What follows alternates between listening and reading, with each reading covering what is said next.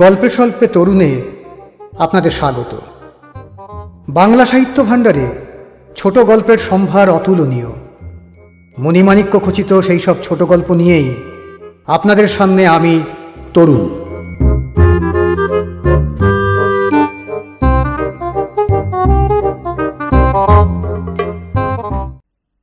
আজকের গল্প পুত্রদায়, রচনা মনোজ বসু।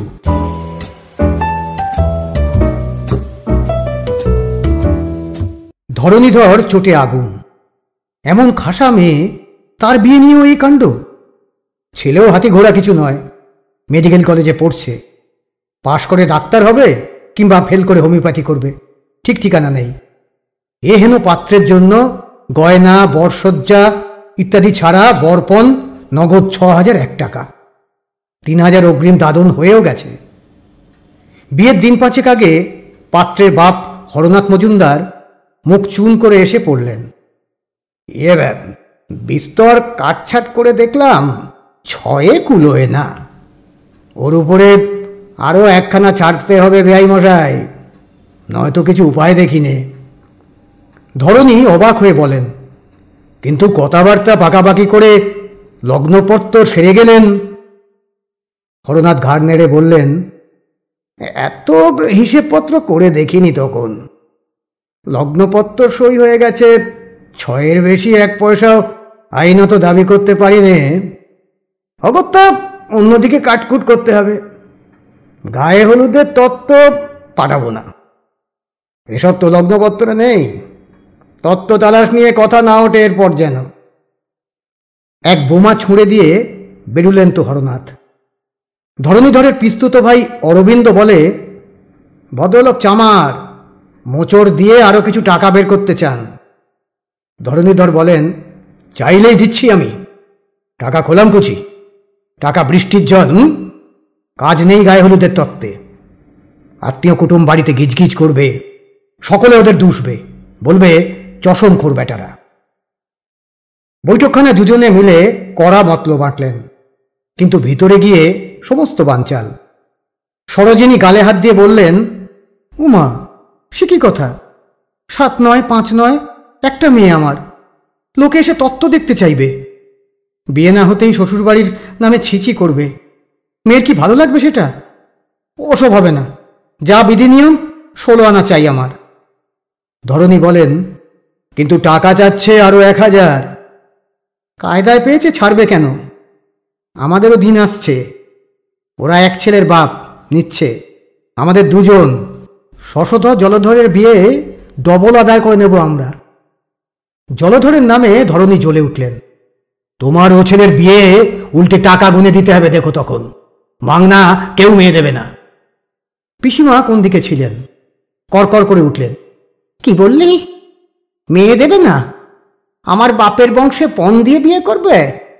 মেয়ে দিয়ে ভরতে যাবে দেখিস, পা জড়িয়ে ধরবে মেয়ে দেবার জন্যে। বাড়ির তাড়া খেয়ে ধরণী আবার হরনাথের কাছে গিয়ে পড়লেন। কম সম করে নিন বেয়াই, নানান দিকে চাপ সামলে ওঠা যাচ্ছে না।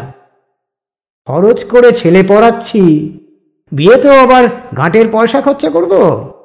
কেন, কি হবে যদি গায়ে হলুদের তত্ত্ব না পাঠানো যায়? এসব তো উঠেই যাচ্ছে। বিস্তর খোসামুদির পর ৬০০ টাকায় রফা হলো। নোট গুনে দিয়ে ধরণীধর নিষ্ক্রান্ত হলেন। প্রতিশোধ নেবার দিন অচিরে এসে পড়ল। বৌভাতে হরনাথের ওখানে বাড়ি শুদ্ধ নিমন্ত্রণ। খাওয়া দাওয়ার পর চলে আসবেন। এমনি সময় দোহারা গড়নের ফুটফুটে একটি মেয়ে বারান্দায় বেরিয়ে এসে ধরণীধরকে প্রণাম করল। ঘরের মধ্যে একগাদা স্ত্রীলোক, তাঁরাই ঠেলে ঠুলে মেয়েটিকে পাঠিয়েছেন। পাঠিয়ে দিয়ে জানলা দরজার অন্দিসন্ধিতে চোখ রেখেছেন। ফিসফিসানি ও ব্যস্ত সমস্ত ভাব। আন্দাজে বুঝতে পারা গেল অতএব ব্যাপারটা, এবং হরনাথ নিজেও অনতিবিলম্বে পরিষ্কার করে দিলেন। কেমন দেখলেন বলুন প্রণতিকে? মেয়েটা সত্যিই ভালো। সাধারণ বাঙালি ঘরে কদাচিৎ এমন দেখা যায়। তবু ধরণীধর রেখে ডেকে উত্তর দিলেন, মন্দ নয়। আমার বড় সম্বন্ধীর মেয়ে, আইএ পাশ করলো এবার। ভালো লেগে থাকে তো ঘরে নিয়ে নিন, শালা শালা যে বড্ড ধরে পড়েছে। মেয়ের বাপ কমলভূষণের সঙ্গেও আলাপ করিয়ে দিলেন, মার্চেন্ট অফিসের বড়বাবু। ভদ্রলোক হাত জড়িয়ে ধরলেন। ছাপোষা মানুষ, সামান্য মাইনে। আপনার মতো লোকের সঙ্গে কুটুম্বিতের সঙ্গতি নেই, দয়া ধর্ম করে যদি নিয়ে নেন। ধরণীধর তটস্থ হয়ে ওঠেন। ছি, অবন করে বলবেন না, আমি বা কি লাটবেলা ঠোলাম? ছাপোষা আমিও তো। মুখফোর অরবিন্দ ওদিক থেকে বলে ওঠে, দয়া ধর্ম খুব বেশি হবে না কিন্তু, যেমন দান তেমনি দক্ষিণে। আপনার ভগ্নিপতি যেরকম দয়াটা করলেন তার বেশি চাইবেন কোন হিসাবে? লজ্জিত ধরণী তাড়া দিয়ে ওঠেন। কি হচ্ছে অরবিন্দ, থামো না, মেয়েটি তো ভালোই দেখলাম। অবশ্যই মেয়েরাই বোঝেন সমস্ত, তারা দেখে মত না দিলে কিছু হবে না। হরনাথ হেসে উঠে বললেন, বটেই তো, ঘর গৃহস্থালি করি, কার এলাকা কত দূর সেটা আর বুঝি নে ভাই। বিয়ানকে তাই সকলের আগে দেখানো হয়েছে, সেখান থেকে ভরসা পেয়েই এগোয়া সাহস হলো। তবে আর কি, তা বেশ, যাবেন আপনারা একদিন। ফিরবার সময় পিছন সিটে ধরণী আর সরোজিনী। অরবিন্দ ড্রাইভারের পাশে বসেছে। সরোজিনী হাসতে হাসতে বলেন, কি বলেছিলাম না, আমাদেরও সময় আসছে, ছেলের বিয়ে সমস্ত উসুল করে নেব। সঙ্গে সঙ্গে জুটে গেল অমনি। মেয়েটা সত্যি বউ করবার মতো, হঠাৎ চোখে পড়ে না অমন মেয়ে। ধরণী বলেন, কিন্তু ওই নিয়েই খুশি হতে হবে, আর কিছু নয়। সামান্য মাইনে পান ভদ্রলোক। অরবিন্দ বলে ওঠে, মাইনে সামান্য সত্যি, মার্চেন্ট অফিসের দস্তুর। আবার ভুঁড়িটাও দেখলেন, উপরি 10 রকম না থাকলে অমন নেওয়াপাতি ভুঁড়ি জমে কোত্থেকে? মাইনে বলে যে কটা টাকা দেয়, ওরা তা স্বচ্ছন্দে আতুর ভিখারিকে দান করে আসতে পারেন। সরোজিনীও সায় দেন। মেয়ের মা এসেছিল, যা ঘটা দেখলাম, হিরে বসানো পেন্ডেন্ট দিয়েছে সবিতাকে। অরবিন্দ বলে, তাই বোঝান দেখি দাদাকে। কন্যা দেয় সবাই মিউ করে। 1 ডজন বাড়ির মালিক কুবের হালদার, সেও দেখেননি কিরকম হাত কচলাচ্ছিল মেয়ের সময়? দাদার মতন সবাই সরল হলে দুনিয়া উল্টে যেত। এক কথায় 6000 বলে দিলেন, কিছু হাতে রেখে বললেন না। বাড়তি লেগে গেল তাই। গোড়ায় 5 থেকে শুরু করলে পুরোপুরি 6-এ উঠত না, দেখতে পেতেন। তারপর বলে, যাগ্গে যা হবার হয়েছে। বুধবার দাদার অফিসে আসছে ওরা। হ্যাঁ, আমার থাকা হবে না, মফস্বলে চলে যাচ্ছি। খুব মোটা রকম চেয়ে বলবেন কিন্তু। 8000 নগদ চাই, নয়তো পথ দেখো। তারপরে কত কমাতে পারে কমাক। কি বলেন বৌদি? সরোজিনী বলেন, ঠিক, ওরা ছাড়েনি, আমরাই বা ছেড়ে কথা হইব কেন? আমাদের ঘর বাড়ি, মান মর্যাদা আর শশধরের মতন পাত্র। বিয়ায় নিজে থাকবেন যখন, তিনিই তুলনা করবেন মনে মনে। অরবিন্দ বলে, হাতে হাতে শোধ নিতে হবে, বুঝলেন? ছাড়াছাড়ি নেই। ধরণীধরও ঘাড় নাড়লেন। ভালো রকম প্রতিশোধ নেব, ছাড়বো কেন? বুধবার এলো। লালদিঘির ধারে কমলভূষণের অফিস। অফিস অন্তে হরনাথকে সঙ্গে নিয়ে তিনি ধরণীধরের কাছে গেলেন। ছেলে দেখেছেন আপনারা? হরনাথ বললেন, নিশ্চয়ই, সবাই দেখেছে। সেই যে নেমন্তন্নে গিয়েছিল আমাদের বাড়ি। বাবাজি আপনার অফিসেই তো বেরুচ্ছে, তাকে দেখছি না এখন। মাসখানে খুব ম্যালেরিয়ায় ভুগল, এক বন্ধুর সঙ্গে পুরী বেড়াতে গিয়েছে কাল।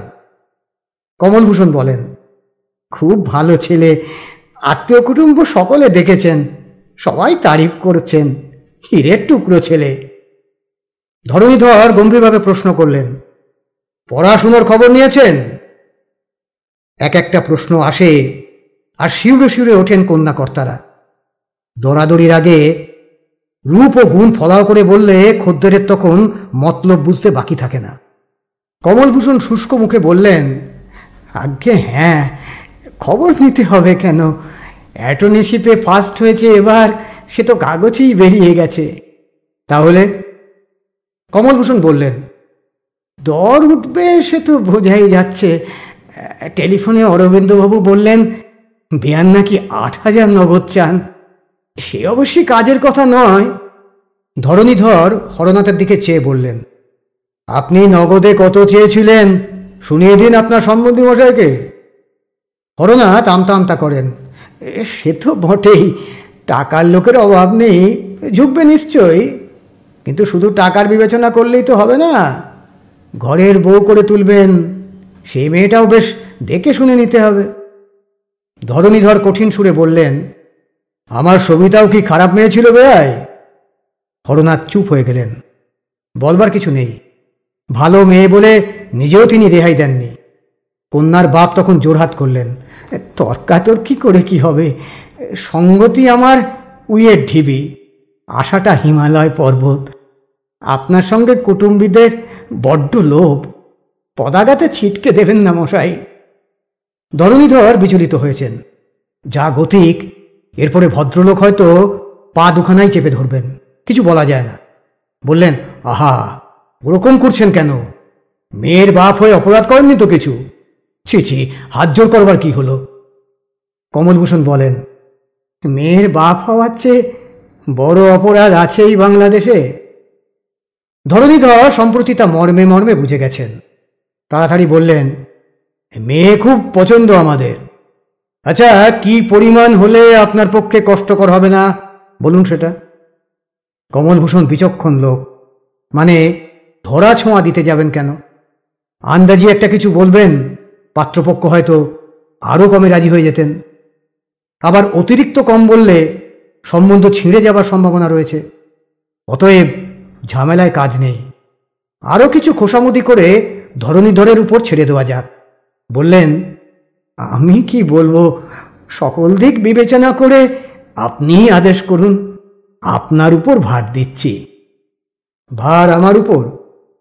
আগে হ্যাঁ, শিক্ষিত মহৎ ব্যক্তি, আপনার ধরের মানুষ দেশের মধ্যে কজনই বা আছেন? অন্যায় বিচার কখনো করবেন না আপনি। হ্যাঁ, তাহলে বলে দিচ্ছি, একটা পয়সাও পণ লাগবে না। হ্যাঁ? অপর দুই ব্যক্তির বিস্ময়ে চোখ কপালে উঠে গেছে। হরনাথ বলেন, হাসি মস্করা ছেড়ে কাজের কথায় আসুন বেয়াই। কমল সত্যি বড় আশা করে এসেছে। কাজের কথা এই, টাকা নিয়ে আমি ছেলে বিক্রি করব না। পয়সা খরচ করে মানুষ করে তুলেছি তো, বিয়ে থাওয়াও পয়সা খরচ করে দিতে পারবো। কিন্তু একটা কথা, কবিতা চলে গিয়ে বাড়ি খাঁ খাঁ করছে, টেকাই মুশকিল। শুভ কর্ম এই মাসের ভেতরই করতে হবে। একটু ইতস্তত করে কমলভূষণ বলেন, আর তো 20টা দিন আছে মাসের। ধরণী বলেন, টাকা কড়ির দায় যখন থাকছে না, বন্দোবস্ত তাড়াতাড়ি সেরে ফেলুন। এরপরে অকাল পড়ে যাচ্ছে, পাঁজিতে 3 মাস আর দিন নেই। হরনাথ চিন্তিতভাবে মাথা নাড়লেন। ভাদ্র, আশ্বিন, কার্তিক, 3টে মাস তো বিয়ে থওয়া হতে পারবে না। শশধর পুরী গেছে, তারিখ ঠিক করে টেলিগ্রাম করলেই চলে আসবে। এর মধ্যে কোনে আশীর্বাদটা সেরে রাখি আমরা। বলুন কবে যাব? কমলভূষণ বললেন, আজা মৌজা কি বলি এখন, দিন দেখতে হবে ঠাকুর মশাইকে দিয়ে, বাড়ির সকলের সঙ্গে পরামর্শ করতে হবে। বেশ, ঠিকঠাক করে খবর দেবেন। মোটের উপর শুভকর্ম তাড়াতাড়ি সেরে ফেলতে হবে, এই হলো আমার কথা। আচ্ছা, নমস্কার বলে নমস্কার সেরে দুজনে চলে গেলেন। মফস্বল থেকে ফিরে এসে সমস্ত সবিস্তারে শুনে অরবিন্দ মাথায় হাত দিয়ে বসল। আরে সর্বনাশ, এ কি করে বসেছেন দাদা? সরোজিনীকে বলে, হ্যাঁ বৌদি, শশধরের মতন ছেলেকে দাদা দানপত্র করে দিলেন, আপনি একটা কথা বলতে পারলেন না? সরোজিনী বললেন, আমায় জানিয়ে কিছু করেন নাকি? তোমায় ভাই পই পই করে মানা করলাম, মফস্বল টপস্বল না থেকে সর্বক্ষণ ওর সঙ্গে থাকো। অরবিন্দ ধরণীকে বলে, আচ্ছা দাদা, এত যে তর পালেন, হরনাথবাবু যত কিছু করেছেন তার পুরোপুরি শোধ নিয়ে নেবেন। ধরণীধর মুচকি হেসে বলেন, তাই তো নিলাম রে। বিয়ে 5 দিন আগে পর্যন্ত তোমরা দর কষাকষি করেছ, আর এই দেখো বিনা পণে নিয়ে নিচ্ছি তোমাদেরই মেয়ে। লজ্জা পেয়েছে ওরা, শিক্ষা হয়েছে, আর কখনো ছোট লোকের মতো ব্যবহার করবে না কারো সঙ্গে। কচু হয়েছে। অরবিন্দ গজর গজর করতে লাগলো। ধরণীধর বললেন, আশীর্বাদে দিনক্ষণ এসে জানিয়ে যাওয়ার কথা, আজকেও তো এলেন না। খবর নিয়ে এসো তো, অসুখ বিসুখ হয়ে পড়ল কিনা কমলবাবু। 29-এ বিয়ে না হলে 3 মাস আর হতে পারবে না। অসুখ বিসুখ হয়নি, সে খবর পাওয়া গেল অনতি পরেই উমাচরণ ডাক্তারের কাছে। এবারই পুরনো ডাক্তার। এইদিকে কোথায় যাচ্ছিলেন, ধরণীকে দেখে বৈঠকখানে উঠে এলেন। শশধরের বিয়ের সম্বন্ধ হচ্ছে বুঝি? কি কাণ্ড! আমার কাছে গিয়ে পড়েছিল, কত রকমের জেরা। সেই যে জ্বর হয়েছিল, কতদিন থেকে চলছে জ্বরটা, সঙ্গে কাশি আছে কিনা, রক্ততক্ত ওঠে কিনা মুখ দিয়ে, পুরী পাঠানো দরকার হলো কিসের জন্য। উফ, জবাব দিতে দিতে মুখ ব্যথা হয়ে যায়। দেশ শুদ্ধ পণ্ডিত হয়ে গেছে, জ্বর হলেই অমনি টিবি। না, ডাক্তারি করা মুশকিল হয়ে উঠল আমাদের। অরবিন্দ ওদিকে অফিস ফেরত কমলভূষণকে ধরে নিয়ে এলো। কি দেখা নেই যে? তারপর শরীরটা হঠাৎ খারাপ হয়ে পড়ল, বেরুতে পারিনি। মিথ্যে কথায় ধরণীধর বড় চটে যান। ভ্রুকুটি করে তিনি বললেন, বেরোবেন না কেন? উমাচরণ ডাক্তারবাবুর কাছে গিয়েছিলেন, তা কি পেলেন খোঁজখবর? দিন কমে আসছে, আর আমরা দেরি করতে পারি না। আগে না, দেরি করলে হবে কেন, তাই বলছিলাম কি। বলুন, মনে গোল রাখবেন না, বলে ফেলুন সমস্ত। তবু বলতে পারেন না কমলভূষণ, আমতা আমতা করেন। অরবিন্দ বলে দেয়, কে ওদের লাগিয়েছে, ছেলের নাকি বুকের দোষ আছে, এক্সরে প্লেট নিতে চান একটা। কমলভূষণ বলেন, আসবার জন্য বাবাজিকে টেলিগ্রাম করে দিন। 10 মিনিটের তো ব্যাপার, যেদিন দেওয়া হবে তার 24 ঘন্টার মধ্যে আশীর্বাদের বন্দোবস্ত হতে পারবে। ধরণীধর রুষ্ট কণ্ঠে বলেন, কাজ নেই। খারাপ অসুখ থাকলে আমরাই তো এগোতাম না। আমাদের উপর আস্থা যদি না থাকে, কুটুম্বিতেই পস্তাতে হবে। আপনি অন্যত্র দেখুন মশাই। তবুও কমলভূষণ নরম হলেন না। মন স্থির করেই এসেছেন, এক্সরে না করিয়ে এগোবেন না আর। তিনি উঠে যাবার পর ধরণীধর বললেন, শোভাবাজারের সেই সম্বন্ধটা দেখো অরবিন্দ, এক্ষুনি চলে যাও। নগদ টাকা করি নেব না, এদের বলেছিলাম। শোভাবাজারে বলগে গয়না বরসজ্জাও লাগবে না, শুধু শাঁখা শাড়ি। খবর পেয়ে শোভাবাজারের কন্যাকর্তা হন্তদন্ত হয়ে এসে পড়লেন। ধরণী বলেন, এই মাসের 29-এ বিয়ে দেবো আমি।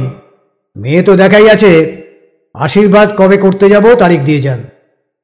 কৃতার্থ হয়ে কন্যাকর্তা বলেন, তাহলে অপুর কথাবার্তাগুলো? কিচ্ছু লাগবে না। বলেনি আপনাকে অরবিন্দ? আমরা যাব আপনার বাড়ি, শাঁখা শাড়ি দিয়ে আপনি কন্যাদান করবেন। তারপর ঘরের বউকে সাজিয়ে গুজিয়ে আমি বাড়ি তুলে আনব। ব্যাস। গয়নাগাটি কিছু গড়িয়ে ফেলেছি, এখন কিছু নয়। আদর্শ দেখাবো দেশের মধ্যে। কিন্তু বিয়ে মাসেই, 3 মাস পরে দিন পাওয়া যাবে না। ছেলের মা খুব উতলা হয়ে পড়েছে। শোভাবাজার একটু মিয়ে গেলেন যেন। বললেন, সে তো ঠিকই, সবেধন এক মেয়ে শ্বশুর ঘর করতে গেল, মন খারাপ তো হবেই। আচ্ছা, ওই মার্তণ্ড কোম্পানির বড়বাবুর মেয়ের সঙ্গে কথাবার্তা হচ্ছিল শুনতে পেলাম। আমি বিয়ে দেব না ওখানে, ভেঙে দিয়েছি। পাঁজি দেখিয়ে পরের দিন সকালবেলা আসবেন এই কথা বলে শোভাবাজারের ভদ্রলোক বিদায় হলেন। এলেনও পরদিন। হাত কচলে হিঁহে করে বললেন, একটা কথা কানে গেল। টিবি হয়েছে শশধরের, রক্ত উঠছে মুখ দিয়ে, পুড়ে গিয়ে আছে। অত দূর ঠিক নয়, এক্সরে প্লেট চাই। আজ্ঞে না, রক্ত আর কাশি পরখ করে ডাক্তার মোটামুটি বলে দিতে পারবে। আমার কথায় যার প্রত্যয় নেই তার সঙ্গে আমি কাজ করি নে। আপনি আসতে পারেন। শোভাবাজার চলে গেলে ধরণীধর হাঁক দিলেন, অরবিন্দ। বললেন, বেলেঘাটায় গিয়ে ধনঞ্জয় বাবুকে নিয়ে এসো। 1.5 বছর হাঁটাহাঁটি করে ভদ্রলোক জুতোর তলা খুইয়েছেন। মেয়ে যে কালো, হোক কালো, 29-এ বিয়ে আমি দেবই। ধনঞ্জয় এলেন। ধরণীধর বললেন, কাল ভালো দিন আছে, আশীর্বাদ করে আসবো আপনার মেয়েকে। আপনারাও করে যাবেন। ছেলে পুরী বেড়াতে গিয়েছিল, টেলিগ্রাম করে নিয়ে এসেছি। বিয়ে 29-এ। সে কি 2 সপ্তাহ মাত্র আছে, তাতে কি হয়েছে? 1 পয়সাও লাগছে না তো আপনার, গয়না বরসজ্জা বরপণ কিছুই না। তবু ধনঞ্জয় ইতস্তত করেন, আমার বাড়িটা দেখেছেন তো, 2 মানুষ এলে বসতে দেবো এমন জায়গা নেই, বিয়ের জন্য একটা বাড়ি টাড়ি খুঁজে নিতে হবে তো। ধরণীধর বলেন, কিছু না কিছু না, পাত্রী নিয়ে আপনারা আমার পিসিমার বাড়ি চলে আসবেন, বিয়ে ওখান থেকে হবে, খরচপত্র সব আমার, এরপরে আর কথা নেই তো। আবার কি কথা থাকবে, আপনি দেবতা। ধনঞ্জয় ভক্তি গদগদ হয়ে ধরণীধরের পায়ের ধুলো নিতে চান, না নিয়ে ছাড়বেন না। সেই দিনই সন্ধ্যার পর তিনি আবার চলে এসেছেন। কি হলো? কাল তো আশীর্বাদ হয় না, অসুবিধে আছে বাড়িতে। ধরণীধর ধমক দিয়ে উঠলেন, ভেতরের কথা বলুন, কি হয়েছে? মার্তণ্ড কোম্পানির বড়বাবুর মেয়ের সঙ্গে কথা হচ্ছিল তো, সেইখানে গিয়েছিলাম একবার। ধরণীধর অধীর কণ্ঠে বললেন, কি করতে হবে তাহলে? এক্স-রে না ব্লাড স্পুটাম? ধনঞ্জয় সবিনয়ে বলেন, আগে না, ওসব কিছু নয়, আমাদের পাড়ায় বিচক্ষণ ডাক্তার আছেন একজন, আমায় খুব ভালোবাসেন, সন্ধ্যার দিকে বেড়াতে বেড়াতে তিনিই এসে দেখে যেতে পারবেন। বাবাজি বাড়ি থাকবেন সন্ধেবেলাটা? ধরণীধর বলেন, ডাক্তার দেখিয়ে বিয়ে হবে না, আপনি চলে যান। হতাশ হয়ে ডাক দিলেন, ওরে অরবিন্দ, ছেলের বিয়ে যে মেয়ের চেয়ে বড় দায় হয়ে উঠল। অরবিন্দ বলে, বিয়ে হবে না দাদা, শশধর শুনেছে সব, ঘেন্না হয়েছে, সে এখন বিয়ে করবে না, বলছে আর কোনো সম্বন্ধ নিয়ে এলে বাড়ি থেকে সে পালাবে। তবে কি হবে? বুঝিয়ে সুঝিয়ে বলো, তোমার বৌদি এই কদিনেই তো একেবারে হাঁপিয়ে উঠেছেন, 29 তারিখটা ফসকে গেলে 3 মাসের মধ্যে কিছু হবার জো নেই। শশধর রাজি হবে না, আপনি সব গোলমাল করে দিলেন, সবাই বাতিল করে দিয়ে যাচ্ছে, তার খুব মনে লেগেছে, যা গতিক সম্বন্ধে গাঁথাও যাবে না এখন, বিয়ে নিতান্তই দিতে হয়তো জলধরের দিয়ে দিন। জলধর? ধরণী আশ্চর্য হয়ে বলেন, জলধরকে মেয়ে দিচ্ছে কে? লেখাপড়া করলো না, কেলি কেটে বকামি করে বেড়ায়। আলবাদ দেবে, মেয়ে তো কতই দেখা আছে শশধরের জন্যে, বলেন তো তারই একটা লাগিয়ে দিই। পুরোপুরি ভার কিন্তু দাদা আমার উপরে, একটা কথাও আপনি বলতে পারবেন না। ধরণীধর রাজি হলেন, বেশ বলবো না, কিন্তু তুমি যে ছেলের দোষ ঢেকে মিথ্যে কথা বাড়িয়ে বলবে সেটাও চলবে না। একটা কথাও মিথ্যে বলবো না, আপনার সামনাসামনি সমস্ত হবে, আপনি চুপ করে শুনবেন, শুধু কিছু জিজ্ঞাসা করলে আমায় দেখিয়ে দেবেন। সবিস্ময়ে ধরণী বলেন, জলধরের বিয়ে এই 29-এ? বলছো কি? 29-এর অনেক বাকি দাদা, এখনো 10টা দিন। অরবিন্দ কোথা দিয়ে কি করলো জানি নে, পরের দিন সেই কমলভূষণই আবার এসে হাজির। এত গালিগালাজ খেয়ে গেলেন, সে সমস্ত গায়ে না মেখে বাড়ি অবধি চলে এসেছেন। আপনার ছোট ছেলের বিয়ে দেবেন নাকি ধরণীবাবু? বৈঠকখানার পাশের কামরায় অরবিন্দের চেয়ার টেবিল পড়েছে, সেখান থেকে সে ডাক দেয়, এদিকে আসুন। হ্যাঁ বসুন। হ্যাঁ হবে বিয়ে, বিয়ের বয়স হলে তারপরে আর ঝুলিয়ে রাখতে নেই। কমলভূষণ গিয়ে বসলে এদিক ওদিক ঘাট দুলিয়ে অরবিন্দ বলল, কিন্তু আপনার পক্ষে বোধহয় সুবিধা হয়ে উঠবে না কমলবাবু। কেন, আমি কি দোষ করলাম বলুন? মেয়ে তো দেখা আছে আপনাদের, আর কথান্তরের কথা যদি বলেন, ধরণীবাবুই 10 কথা শোনালেন আমায়, আমি কোনো জবাব করিনি। অরবিন্দ বলে, লাখ কথা ছাড়া বিয়ে হয় না, সবাই জানে, সম্বন্ধ অমন কত গাঁথে, সে কথা হচ্ছে না। ব্যাপার হলো খরচপত্রে পেরে উঠবেন কি? আপনি বলেন সামান্য মাইনে আপনার, তা হোক, মেয়ে সুপাত্রে পড়ে সেটা তো দেখতে হবে। সামান্য মাইনে ঠিকই, তবে খুব হিসেবপত্তর করে চলি আমি, অবশ্যই পাহাড় পর্বত দাবি করলে পেরে উঠব না। অরবিন্দ বলে, উপযুক্ত গয়না বরাভরণ ছাড়া নগদ 10,000। হ্যাঁ? কমলভূষণ চেয়ার ছেড়ে তড়াক করে উঠে পড়লেন, বলেন কি? আমার ভাগ্নি ওই দরের ছেলে, তাকে তো পুরোপুরি সাথও দেননি আপনারা। অরবিন্দ বলে, আপনার ভাগ্নেকে আপনি বড় দেখেন, আমার ভাইপোকে আমি বড় দেখি। তুলনা দেওয়া মিছে। তাছাড়া পাচ্ছি যখন, এ বাজারে ছাড়তে যাব কেন বলুন? পাচ্ছেন কোথায়, কে দিচ্ছে? মৃদু হেসে অরবিন্দ বলে, সেটা আপাতত নাই শুনলেন কমলবাবু, জানাজানি হয়েই যাবে। আপনার পেরে ওঠা শক্ত হবে, সে তো গোড়াতেই বলেছিলাম। উঠে দাঁড়িয়েছিলেন কমলভূষণ, এই কথায় আবার চেপে বসলেন। কেন শক্ত হবে? অন্য যখন পারছে, আমারই বা চেষ্টা করতে দোষ কি? এক কথায় কাজকর্ম হয় না অরবিন্দবাবু, কিছু কম সম করতে হবে। হাত জোর করে বিনয়ে অভিভূত হয়ে অরবিন্দ বলে, আগে না, মাফ করুন, বেশি নয়, নগদে 2000 কম করুন, 8। যেন বুকে কেউ ছুরি বসালো, এমনিভাবে অরবিন্দ আর্তনাদ করে ওঠে, ওরে বাবা! নিতেন পক্ষে 1000? শোভাবাজারে সুনীল ভর লেগেছে বুঝতে পারছি, গুড় বেচে পয়সা করেছে। মেয়ে কিন্তু অনেক নিরেশ আমার মেয়ের চেয়ে। অরবিন্দ হেসে বলে, বেশি নয়, এই 19-20, অনেক খুঁটিয়ে দেখলে তবে ধরা যায়। অতএব সংশয় রইল না, সুনীল ভরই টোপ নাচাচ্ছে। কমলভূষণ তখন শেষ ডাক ছাড়লেন, 1000 কমিয়ে নিন ভাই, নগদ 9000 আর 40 ভরি গয়না। যা বলেছেন 29এই শুভকর্ম হয়ে যাবে। মেয়ের বিয়ের টাকা আমি ব্যাংকে রেখেছি, গোড় কিনে মজুত করিনি। অনেক ধরা পড়ার পর অরবিন্দ বলে, হ্যাঁ, বৌদিকে বলে দেখি, সন্ধ্যের পর খোঁজ নিয়ে যাবেন। আপনার বৌদি তো বেয়ান হবে আমার, তাকে বলুন গে, মেরে ফেললেও এর বেশি পারবো না। কন্যাদায় যেমন করে হোক উদ্ধার করে দিতে হবে ভাই। বলতে বলতে খপ করে অরবিন্দের হাত জড়িয়ে ধরলেন। ধীরে ধীরে হাত ছাড়িয়ে চিন্তিত মুখে অরবিন্দ উঠে পড়ল। আচ্ছা দেখি তো, আসবেন সন্ধ্যের পরে। ধরণীধর শুনছিলেন।